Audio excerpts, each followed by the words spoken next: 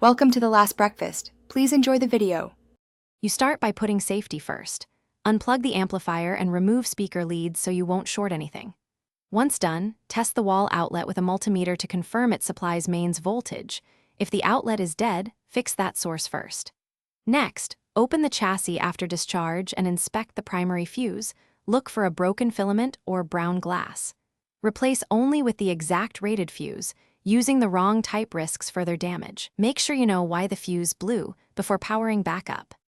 With the amp powered briefly for measurements and proper precautions, probe the transformer secondary and DC rails to see whether the supply is producing expected voltages. If rails read 0 or sag under load, suspect blown rectifiers, bad filter capacitors, or a failed transformer.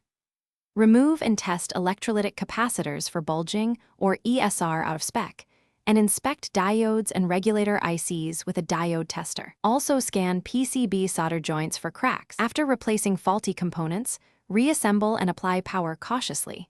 Use a current-limited supply or install a temporary slow-blow fuse to prevent repeat failures. You should power up with no speakers connected and watch for correct DC rail voltages and steady current draw. Once stable, test with speakers at low volume and verify protection relays engage properly. If the amp still shows no power, systematically isolate sections, preamp, protection/mute circuits, and relays, since a stuck protection stage often prevents power up.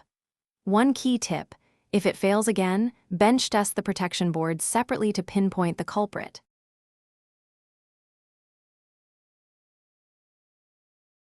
Thanks for watching. If this was helpful, leave a like and consider subscribing. See you next time.